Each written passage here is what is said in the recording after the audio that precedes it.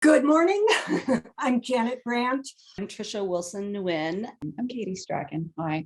I'm Simona. I'm Elizabeth Ballard. In 17th century England, there was a fad-like boom in a specific embroidery project young women were engaging with. In the midst of the popularity of what was then known as raised work and is known today as stump work, creating textured three-dimensional objects out of thread, women would embroider in raised work or a variety of other embroidery techniques to create detailed panels depicting nature or biblical scenes, which would then become the sides of small wooden cabinets, which became prized family possessions passed down through generations. Hundreds of these boxes have lasted nearly 400 years for us to see in museums today. And thanks to the culmination of circumstances and Trisha's unique business, for over 1,000 women to recreate faithfully these caskets in the 21st century, many, as we will see, with a modern twist. The time was just right. We had artisans that still were alive at the right time in their careers where they were masters, and they were all looking for projects or they were willing to do projects that were so audacious. The thread makers still existed. They hadn't retired yet or passed away. And the market, meaning the women who were out there, were at the skill level. They'd been primed. They were interested in it. They were interested in history, and they had the skills to attack a project like this. I had wanted to make myself a cabinet for a long time because there is just something really primal about these embroidered cabinets. They're full of secrets. You're interacting with them. They're just delightful, and they bring you back to when you're about 12 years old. That's just like the perfect little thing that you put your Barbie shoes in or whatever. We all know that little girls especially like very little things, and whatever it is, erasers or whatever it is, and feathers, and we put them into little, just little boxes. And so there's just something about the cabinet that speaks to us in a period of time when we are just about ready to hit adulthood, but yet still we believe in magic. And it brings us back there. The originals almost all had pink and purple interiors, which, I mean, the first time I saw that, I was like, oh my God, it's 17th century Lisa Frank. Girls haven't changed at all. I had like the rainbow unicorn striped binder as a kid, and that girl had her pink and purple casket. So it's a very human story, despite having happened 400 years ago. What drew me to this particular style of embroidery was a walk through the Victoria and Albert Museum, and you were allowed to open drawers and touch things. And there were several caskets on display. And I remember just tearing up and looking at these beautiful objects and saying, I want to do something like that. I'm at the age group where I was taught embroidery as a child. I have got dolls' clothes I embroidered. And so I was surrounded by textiles as a young person. I sewed as a child. My mom taught me how to make clothing from a really young age. So I was already really familiar with textiles. Embroidery was kind of a natural evolution given my background, but I got into embroidery because I got lupus when I was in my early 20s, and it ended my career. And it's the first time in my life I had too much time on my hands. And I'd always been creative, but painting is fast, sculpture is fast, embroidery was slow. These women have chosen this slow medium and this massive project. Their passion has driven them to such a challenge. And this is the opportunity for the women to show you how what they've made isn't simply reproduction. It's a personal artistic expression through this shared form.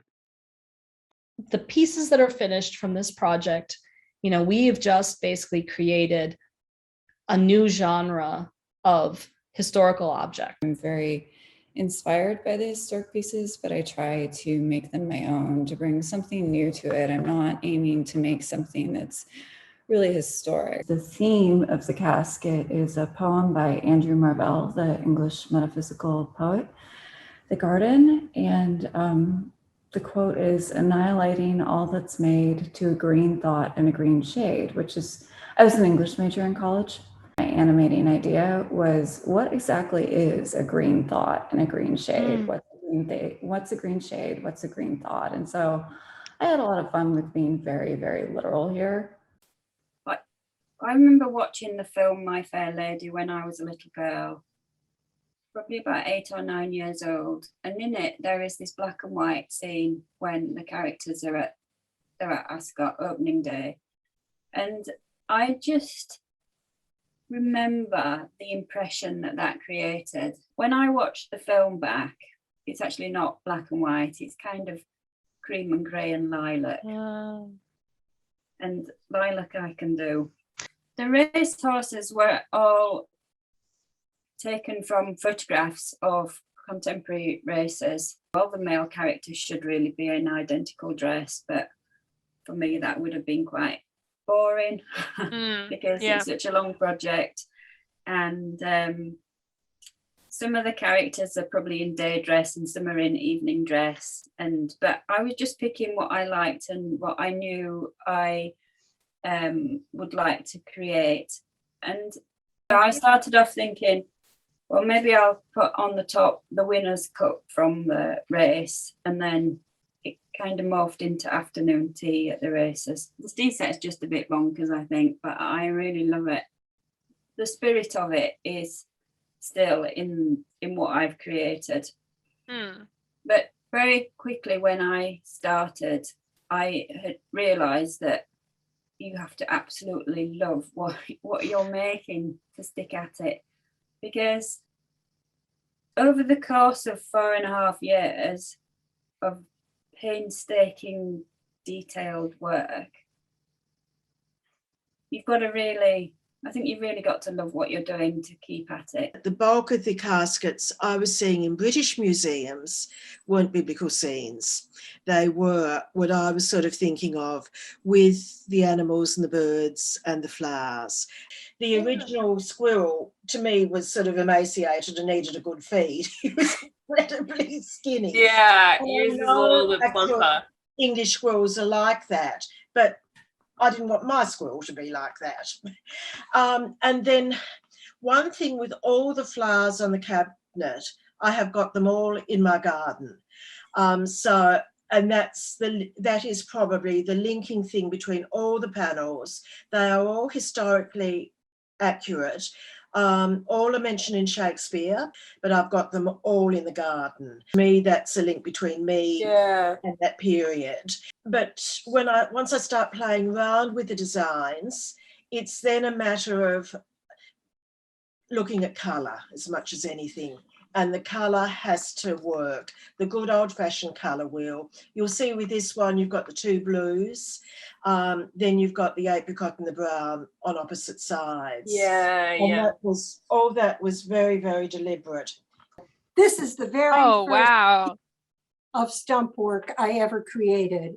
It was the very last panel I applied to a casket. It was I don't know, something appropriate about having the very first piece put on is the very last piece. But here they are in the turnip field. Oh, wow. There were the women picking turnips, and they throw them in the cart, and then they roll out, and each one rolls into a different kingdom. And then this is the moon garden. Wow.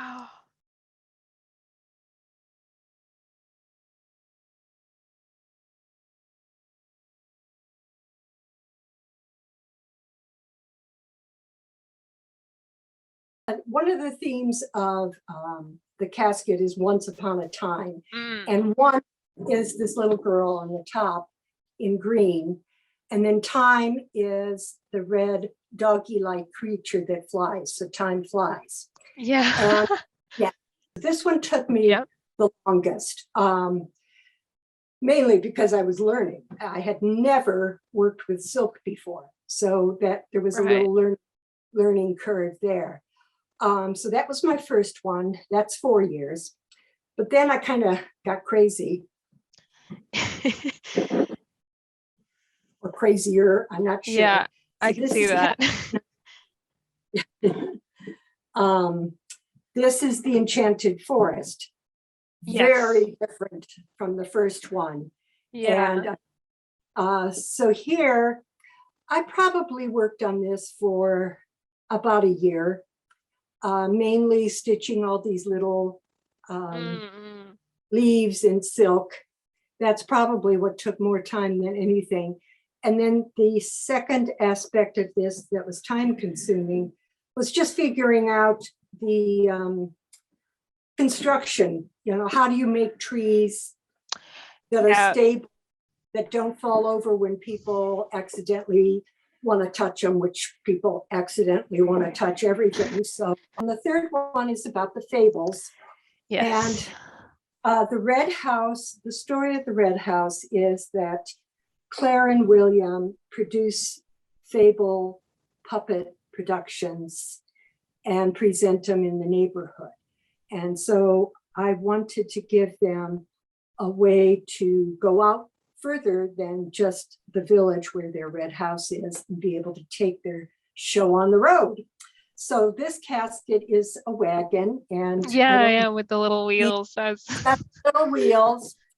And then it's just scenes of Aesop's fables. So that's pretty traditional. But what is not traditional is the background. And I played with very abstract backgrounds. I call them wanderscapes because it's something that I would like to wander through if it were real. So far I've made I've finished 2 cabinets as well as 2 trinket boxes, a mirror frame, and I'm almost finished. I'm more than halfway, 3/4 through another double casket. Each of those are historically inspired, relatively accurate, meaning that we've used motifs from the old caskets, from those that have been, drawn but not embroidered. I am kind of chomping at the bit. I would admit, chomping at the bit to do my own, which it's for me. Yeah, so I have 2 caskets that are in my head. One is the 4 elements. And so it'll be earth, fire, water, and but it'll be more historic feeling. But I'll be going nuts with the threads, totally nuts with the threads, and the top will be 3-dimensional, and it's going to have Mother Earth on top, and she's going to be a big old doll, and it's going to be fantastic. Then the next one after that, which I haven't designed yet because I'm still ruminating, is it's a casket that is going to be based on ancient maps. So, all the dragons and sea monsters maps, those are awesome. Aren't they amazing? I love the look of old maps. And so it will look like an old map where the sea monsters are coming to life on it. It kind of seems like I really should do a little something engineering. And so my choice is that I want this particular casket to be animatronic. And so the casket, it'll be, because I want it to live forever, it's not going to be electronic. It's going to be crankshaft based. So there'll be a little kind of thing. And it will be a full pirate ship on the top, standing 3-dimensionally. But the pirate ship is being attacked by the Kraken. So when you turn the crankshaft, the Kraken's tentacles will be kind of coming over the ship. I'm hoping in a year I'll be able to start some of my own ones. I'm hoping. It just speaks of lots of commitment and love for the subject, really. But I suppose I see this as a bit of a start in a way. Has getting kind of stuck in on caskets and talking to people who are doing them and viewing them made you want to do one yourself? That's a good question. Katie's question did spark for me a real sense that I did share the desire to create. I felt that drive to make this box, to appreciate the culmination of artistry and skill, to create such a personal, outstanding piece of art with roots in a vivid history of women and their craft. This process has been one of admiring all the incredible work done by these women, the patience, their hundreds of hours of skill building, of design and execution. And I think after all that, it would be impossible to come away with anything other than a feeling of immense awe and inspiration. After it all, I think like Trisha, excited for a new chapter of making, and Simona, I see this as a start. There are more opportunities for those of us with an urge to create, and we will keep taking them up.